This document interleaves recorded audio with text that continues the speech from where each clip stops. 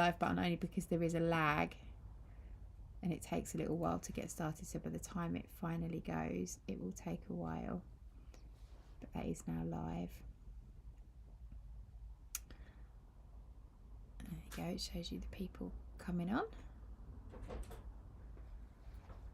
Hello people, I've just decided to join you live so that I can get this up and running before we get started. I'm just going to mute the audio and I'm going to open myself on YouTube so I can watch me on YouTube because that tends to be a little bit easier. So bear with me while I just fire everything up.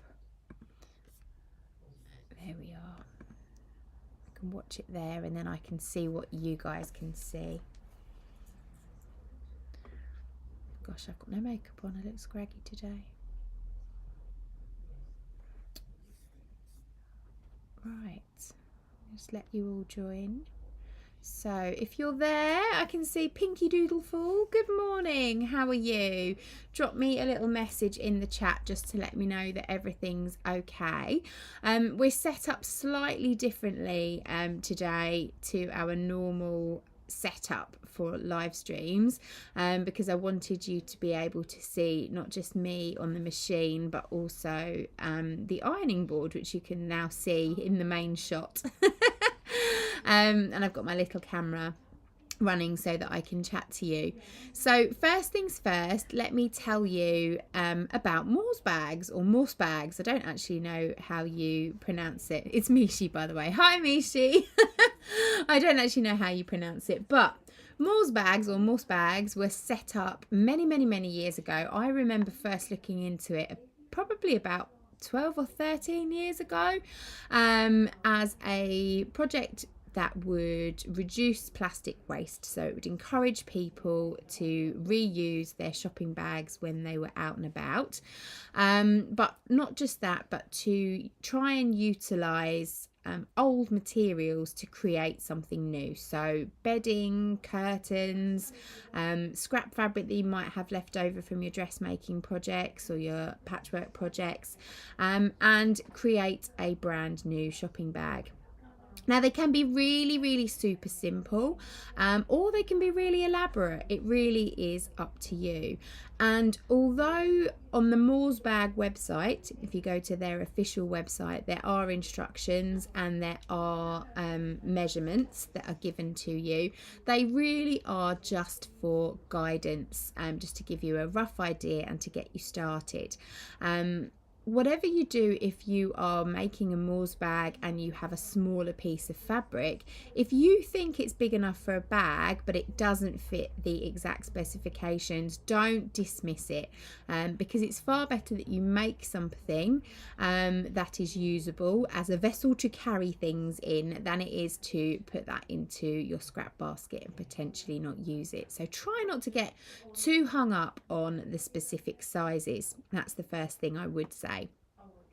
I would encourage you to go to the MORSBAG website. I've put the link in the description so you can go and have a look at that later, just to find out a little bit more about the project and to have a look at their instructions. It's also the place where you can purchase for a very low cost the MORSBAG labels, which are really nice to sew onto the front of your bag. So I've got a finished bag here to show you. And you can see it's a nice size tote. I think this probably was a tablecloth at some point, and it's got its MORSBAG label on there, and that just gives it a really nice finishing touch, and you know that it's a genuine MORSBAG. So the people that run the project don't encourage you to sell your MORSBAGs. They are supposed to be made, used and given away. The labels you can purchase from them, they produce at cost. So I think they work out about 3p each, something like that, and they'll obviously post them out to you. You can order them in small quantities or large quantities. We got ourselves a nice big chunk of them here at the studio. Now, what I love about the MORSBAG project is that the idea is that you set yourself up as a pod, and there are thousands of pods all over the world. When you go on the website, you'll be able to have a look. You can have a look. There's a map and it shows you where all of the MORSBAG pods are across the world. And you can, you know, drill it down so you can look at your county, look at your town and see who's already set up a pod. Some people set them up as individuals. The lovely Sandra here has a pod that she set up years ago, and she's only made about 5 or 6 bags, but each one of the bags that she's made has been logged on her pod, so people know how many bags have been made since the project started.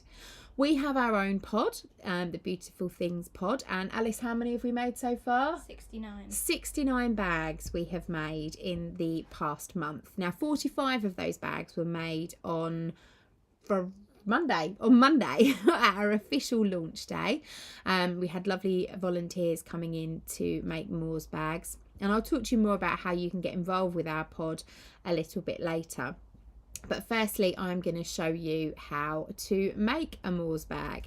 Now, the MORSBAG is designed to be made on a sewing machine, and it has French seams. It's not lined, but it has no raw edges, which, as you'll know if you know me, is something I approve greatly of. So I'm going to show you how to make a MORSBAG in the traditional way. The only change that I have made to the pattern is how I create the handles, and I make the handles slightly differently. I just think they're a bit sturdier, and it's an easier, nicer way to make the handles. So I'm going to show you my way of making a MORSBAG on the sewing machine with French seams. Now, if you have a look in the description, there is a link to our website, to our MORSBAG page, and on that page you can download my written instructions. So I've rewritten them and put some sizes for guidance there. There's also some instructions as to how you can make the bag a little bit quicker if you have an overlocker, and I will show you at the end of the session how I make the bag on an overlocker as well. So let's get started. So I'm going to move to the ironing board, so there'll be no one sitting in this little corner for a moment. Actually, no, I might let Alice sit here and she can have a little look at the chat and see if any questions are coming in. So Alice is our lovely work experience student. She is extremely passionate about sustainable sewing. So when we knew she was coming in and we knew what her passions were, that's why we decided to launch our MORSBAG project this week. So I'm going to move to the ironing board. I've got it all set up and I'll show you what's what. And Alice can tell me if I'm in shot or not. So on the ironing board, I have a long piece of fabric. You can see this has been cut lengthways. Now this is a non-directional fabric, so you can get away with just doing the one piece of fabric. If you are using a directional fabric, then obviously you don't want the front of your bag to be the correct way up and the back of your bag to be upside down. So if you are making with a directional fabric, I would advise creating 2 pieces, so half of the given length, and joining along the bottom edge with a French seam before you get started. So I will obviously show you how to do a French seam in a moment when the time comes. The first thing you want to do is take the shorter edge of your bag and turn your fabric over by approximately 1/2 inch. And again, it doesn't matter, you can do this by eye. So I'm just going to press it down with a little bit of steam so that it holds its shape. How's that looking on the camera? All right, Yeah. And then I'm going to turn it down again by 1 inch. This is going to give us the space where our handles are going to live. So I'm going to give that a little press. And then I'm going to repeat the process on the other short side. So again, turning it over by 1/2 inch, giving it a little press, and turning it over by 1 inch. If you're just joining us, do say hi in the comments. If you've got any questions while I go, pop them in and I will try to answer them as I go for you. So we've pressed over our 2 short edges by 1/2 inch and again by another inch. I'm just going to set that to one side for a moment. And while I'm at the ironing board, I'm going to show you how I make the handles. So for the handles, I've cut 2 strips. These are 5 inches wide. Again, if you can only manage 4 inches, that's fine. If you can manage 4.5, that's also fine. There's also no harm in you making it 6. It really doesn't matter. But I wouldn't go narrower than 4. You're then going to press your handles lengthways, wrong sides together. Now the length of the handles again doesn't really matter. The shorter they are, the more likely you are to be able to just hold your bag.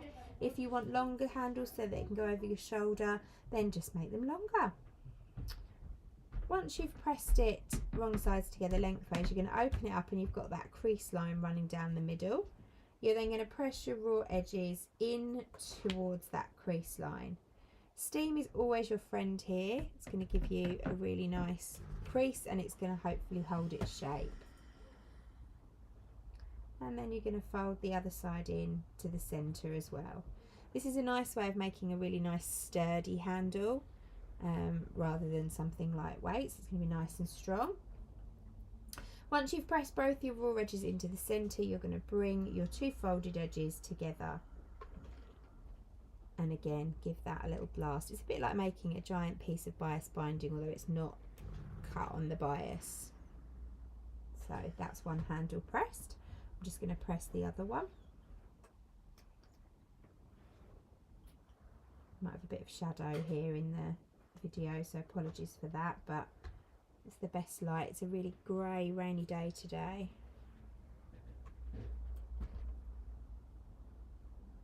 I'll open them up. This is kind of my go-to method for making tote bag handles, and it's one that you will do if you come on one of our beginners courses. I think this fabric used to be a pillowcase because it does have a seam in it, but I've just placed that seam at the bottom of the bag, so it's been a great way of upcycling something old into something new. Okay, so that's our pressing done. Our handles are pressed and our bag is pressed. What I'm going to do now is just move the camera so that you can see the sewing machine. So if it goes a bit jumpy, bear with us, and there is a bit of a time lag and a time delay on the whole process. So I'm going to move it and then we'll wait for it to settle, just so that I can make sure that you can see what you should be able to see. So bear with us, because at the moment when I look at my screen, I'm still pressing my handles. So I know that's what you can see. Let me just wait till that camera moves. Dooby-dooby-doo. There we go, it's moving.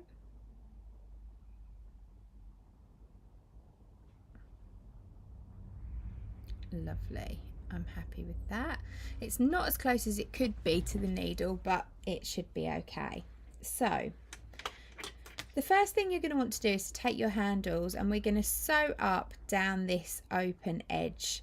Now I like to use the edge of my presser foot on the edge of my fold, but if I was to sew at that point, it would give me almost 1/4 of an inch seam allowance, so it would stitch down here and it would leave quite a big flappy opening. So I like to move my needle by changing the width on my needle so that my needle jumps all the way over to the far side of my presser foot.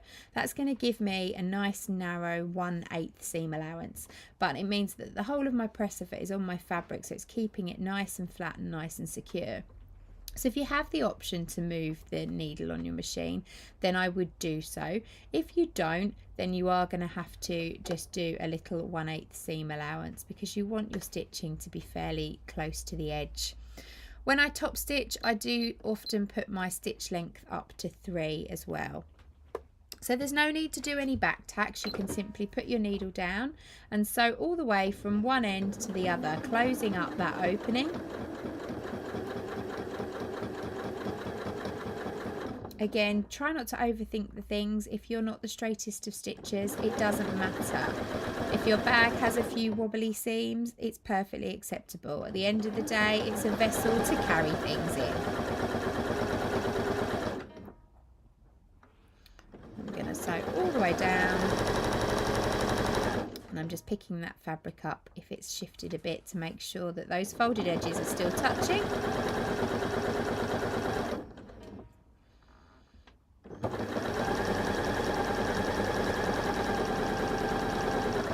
All the way to the bottom.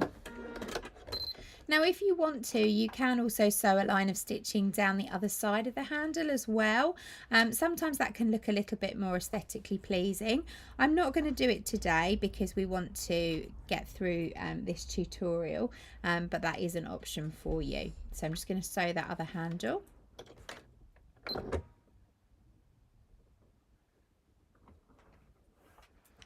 Hi Chris, happy to catch up with you too.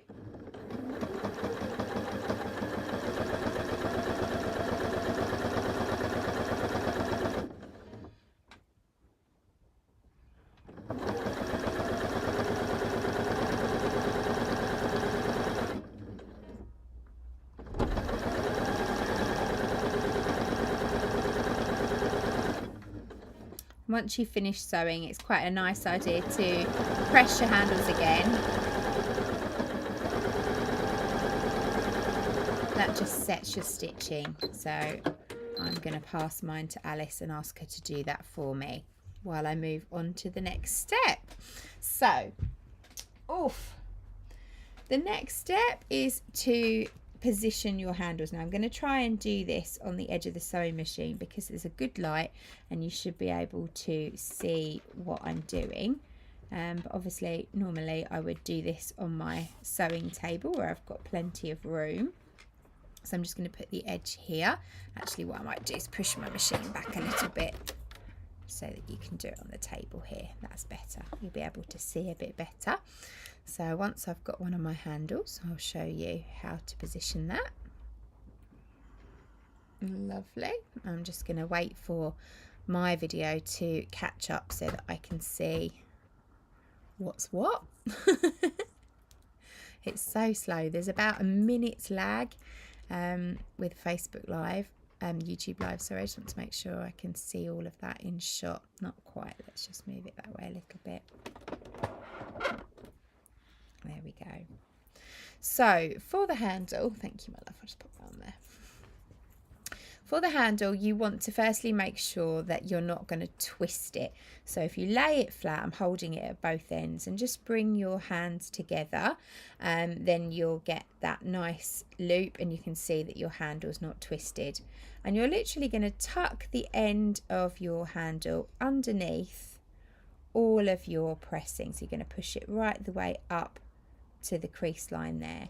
Now it doesn't matter how far apart your handles are, but what does matter is the distance from the edge of your fabric to your handle. That distance needs to be the same on both this side and this side.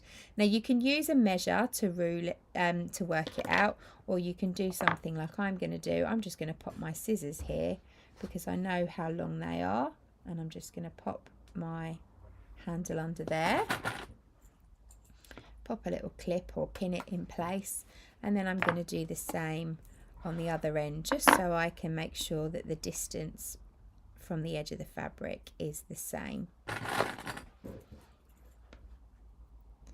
going to do that, and then I'm actually going to clip my other handle in. Normally I would sew this and then clip my other handle in, but because I want to bring the machine forward again, I'm going to clip mine in and position my other one. So I'm just going to put an extra clip on there so that it doesn't shift.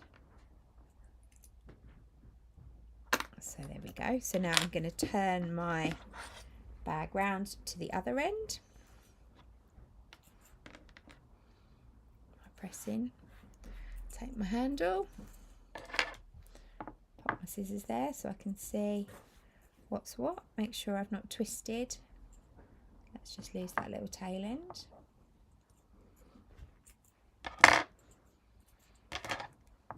Tuck that under. Clip that one. And then pop my scissors there. And make sure it's nice and straight.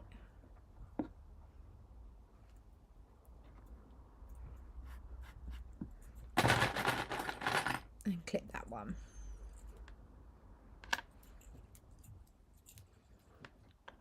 Okay, right, so I'm just going to move the machine back into shot. I'll wait for that to move and catch up. Now this time you're going to be sewing using the left hand side of your presser foot on your lower fold, and again you want to move your needle, if you can, to the left hand side of your foot. If you can't move your needle, then again you want to just sew with a 1/8 seam allowance. So we're just going to sew all the way down. Now at the moment it feels really strange, it feels odd, your handle is upside down, it's on the inside of your bag, it just doesn't seem right, but just trust the process, it is correct. And you're going to stitch all the way along that fold, sewing the handles down.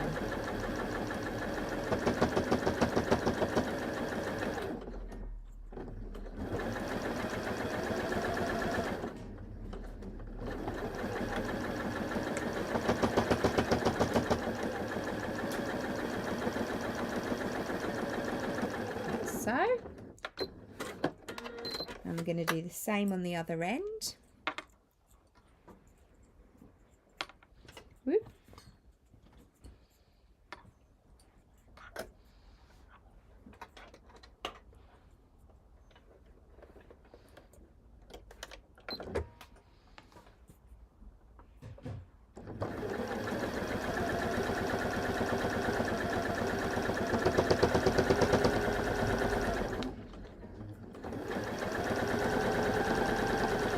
If you don't want to make handles, you can use webbing, you could use an old belt, you could use all sorts of things. Some people have put curtain eyelets in and tied ribbons through. You can be as adventurous as you like, as long as it's got handles. That's the purpose. So now what I'm going to do is I'm going to sew along this top edge. So again, I'm going to move my needle over to the right again. So I'm sewing a 1/8 seam allowance. I'm going to pop my needle down and I'm going to sew until I get just before my strap.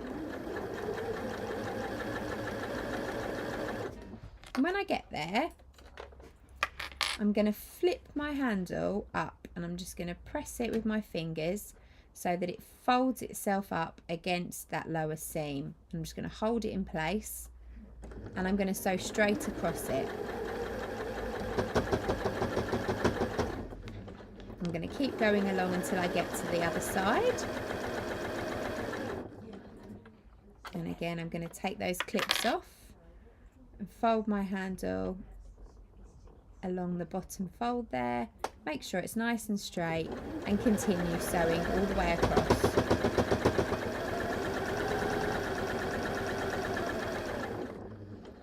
And cut my thread. And then I'm going to repeat the process on the other end. It's all coming together now.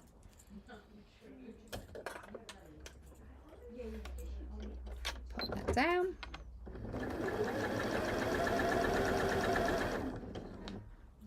Get to my strap. Fold it up.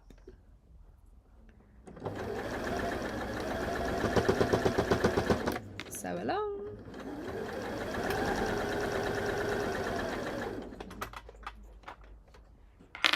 And do the same on the last bit.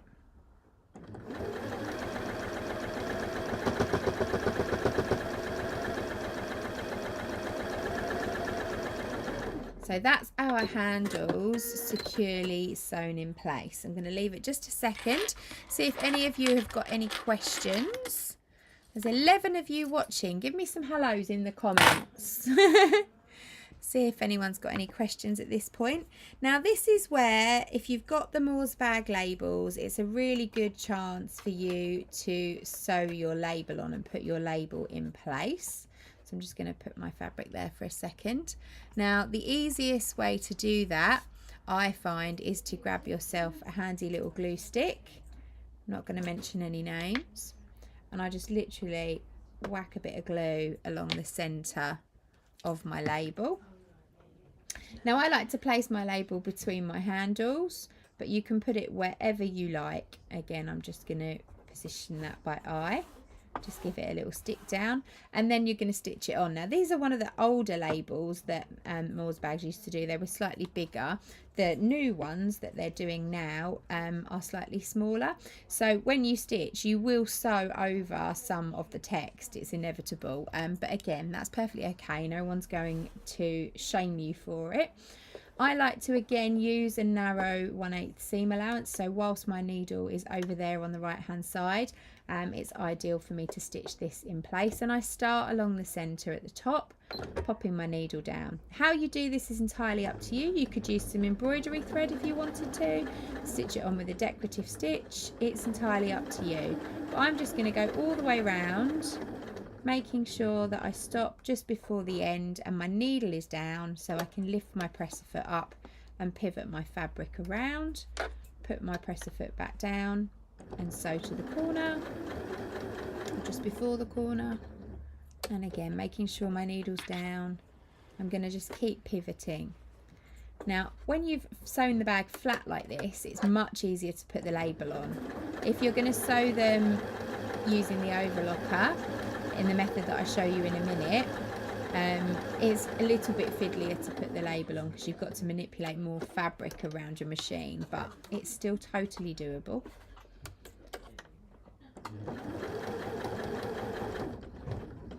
Now you can put the labels wherever you like. Some people put them lengthways, some people put them widthways, some people put them in the middle, some people put them at the top. It's up to you. Now I'm not sure what the rules are, whether it's still a MORSBAG if it doesn't have a MORSBAG label, but I would say as long as it's a bag and it's used for the purpose of giving away, reusing, it really doesn't have to have a MORSBAG label. But that's all good. Who have we got? Let's just have a look at the comments. Booked for the next date. Brilliant, Jane. That's lovely. We're looking forward to seeing you. Do they raise money for charity? Where do the bags go, or do we distribute them? They don't raise money for charity, no. It is simply an opportunity to make something new out of something old, to reduce plastic waste. They're not to be sold. They do have to be either given away or used yourself. So the reason that we've set up our MORSBAG pod is so that we can give them to our customers when they purchase fabric from our shop, and encourage them to reuse them, and basically just eliminating the need for plastic bags. So that is the purpose of them. So once your label's stitched on and your handles are done, then it's time to sew your bag together, and we're going to do a French seam.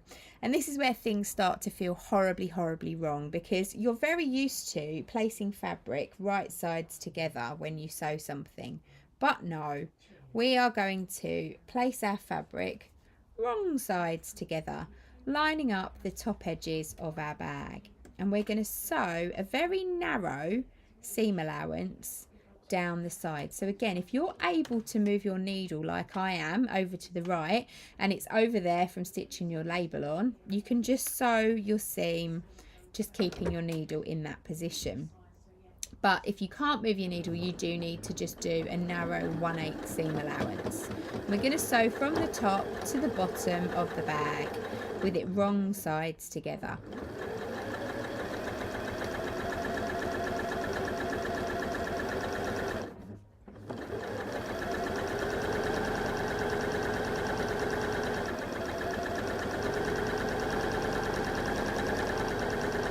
Don't need to do any back tacks or anything for this particular seam. And then you're going to do the same on the other side of your bag, so placing it wrong sides together, lining up those top edges. You can clip and pin if you want to, but I'm rogue. Line them up.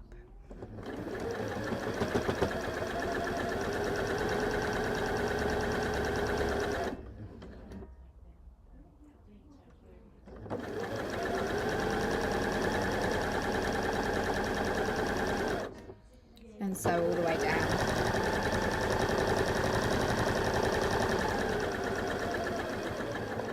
Now if you've got a particularly fray fabric, that's given you lots of loose threads and edges, then you may want to trim away any of those loose threads along that seam there. Mine seem to be okay. So what you then do once you've sewn the two seams is you turn it right sides together, poke out your corners, and then I would give it a press. And when you press it, and I'm going to get Alice to do this for me in a second, you want to make sure that you're really getting, you can lick your fingers, give it a little roll, make sure that you're getting that seam line to sit right on the edge of your bag when you give it a press. This is going to help you to get a really nice French seam. So kind of roll those seams together and then give it a good press with plenty of steam down both sides. I'm going to give that to Alice to do for me while I tell you a little bit more about our MORSBAG project here at BTHQ. So like I mentioned earlier, we are making the bags so that we can give them to our customers when they purchase their fabrics from us in the shop, and we want to obviously keep a good supply going, so we're going to be making them on and off throughout whenever we get a spare moment here and there. And whenever we get fabric donated to us, which happens quite often, we often get people who clear out their lofts, or sadly people who've passed away and they want to pass on a sewing stash to us. We do get quite a lot of donations, so we'll be cutting bags out sort of as we go and making sure that we've always got a stash of bags that are cut out, but that means that you can come in at any time into BTHQ when we've got some space available, and if you feel like you want to escape the world for a little while, you can come and sew up some bag for us. And what we'll do by way of a thank you is we'll let you to choose one of the MORSBAGs that we've got in our stash, or one that you've made during the session, and you can take it home with you. But we do also have some regular MORSBAG sewing sessions like we had on Monday just gone, where we'll encourage you all to come in and, you know, bandy together to make as many bags as possible. And we managed to get 45 bags made in a day on Monday. We had just 11 volunteers. It was lovely. And there are some dates on our website that you can book in and come and do that. Jane's already said she's booked in to come and do it. The next one is in August. So again, if you click the link in the description to our website where it says about our MORSBAG project, the links are all in there so you can book yourself in for a date. It is a free of charge session, so it's also a really good opportunity for you to come in and see the studio, have a go on our machines. If you've not been before, you're a bit nervous about perhaps coming to a class, it's a nice opportunity for you to come and see what's what. So Alice has very kindly pressed that for me. So now with my fabric right sides together, I'm going to sew down the same seam again, but I'm going to change my seam allowance to a regular 1/4 inch seam allowance. So I'm using the edge of my presser foot, my needle's back in the center here. I'm going to put my needle down, and I am going to do a little back tack this time just to secure the top of my bag. And then I'm going to sew all the way down to the bottom. What this is going to do is enclose my little narrow seam and the raw edge of that in its own little channel. So it is a traditional French seam, although not necessarily the traditional measurements for a French seam. If you were sewing a garment, it would be slightly different, but for the purposes of this bag, it's fine.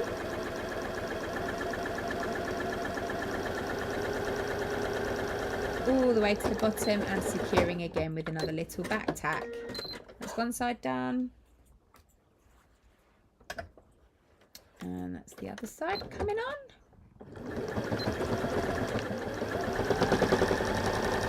Again, wibbly wobbly lines don't matter. If your seam allowances aren't perfect, it doesn't matter. It's a bag that serves a purpose, and you need to keep telling yourself that.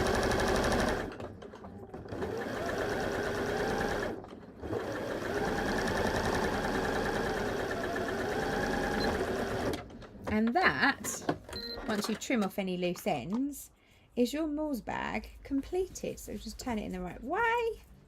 You'll see it's got no raw edges on the inside. We've got that lovely French seam there. Everything's all nicely enclosed, nothing's sneaking out.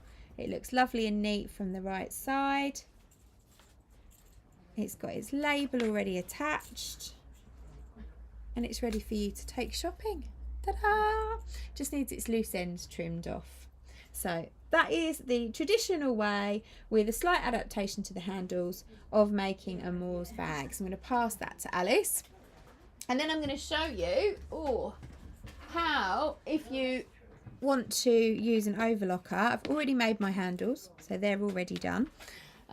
If you want to use an overlocker, you can see I have literally joined down the sides on my overlocker, along the bottom and down the other side, and then I've pressed, obviously I've got a full loop, a full circle here. I've pressed 1/2 inch to the wrong side all the way around the top, and a whole inch around the top. So it's exactly the same method, but you're just working with one continuous loop. You would then insert your handles in exactly the same way, tucking them up, making sure that they're not twisted. And you would sew in exactly the same way, except if you take the free arm off your machine, you can literally sew all the way around your bag, enclosing your handles, and then all the way around the bag at the top edge, flipping those handles up. And then you've just got to sew your label on. So it is trickier to sew the label on, because obviously you're having to get in here and you've got all your bag in the way, but it is totally doable. So that's how I would make a MORSBAG if I decided to use the overlocker. So it's slightly quicker because you haven't got to do your French seams. It's a good way if you've got 2 pieces of fabric and you don't necessarily want to cut that long piece of fabric. Likewise, if you've got a directional print, or if you're just batch making the bag. So we did make quite a lot on the overlocker the other day, which was quite speedy. We had one person overlocking, another person pressing, another person sewing handles, another person putting labels on. So you could get a group of friends together and you could have a little session to make MORSBAGs. So that's another 2 once I've finished this one that we'll be adding to our tally, which is going to take the tally on our pod up to 70. So how can you get involved if you don't live nearby to the studio and you don't want to come into the studio? You can make MORSBAGs at home following this tutorial. You can choose to make a batch of them and send them in to us if you want to add to our stash, or alternatively you can just give them away to your friends and family, give them away in your local community, but just let us know how many you've made, because we will add your number of bags to our tally, so you can make them on behalf of our pod. Where they go in the world, it really doesn't matter. It's all about keeping a nice tally and a nice count of how many bags have been made by beautiful things as a community. We'd love it if you would tag us on Instagram or social media, and tag MORSBAG too, so that we can see your finished bags. Let us know if you've got projects, if you get groups of friends together or community groups together and you make the bags. We would love to share your story and really build that beautiful things community across the world, creating MORSBAGs, and watch our tally on our pod climb and climb and climb. Wouldn't it be wonderful if we could hit a really landmark figure by the end of the year? It would be really exciting. So again, if you are local to the studio, you can come and sew a MORSBAG at any time. If you feel the need to escape, just give us a shout and you can come into the studio and do it, or you can come and join one of our dedicated sessions. They are free of charge, but you do need to book, because obviously we need to make sure we've not got 15 people in here when we've only got 6 machines. So you can just go onto the website and book a place at our next session. If you want to stay all day, we've got a session in the morning and a session in the afternoon. If you want to stay all day, you're welcome to, but just book both sessions. And if you've got any questions, just leave them in the comments. I'll come and have a check now and again and come and answer any questions for you.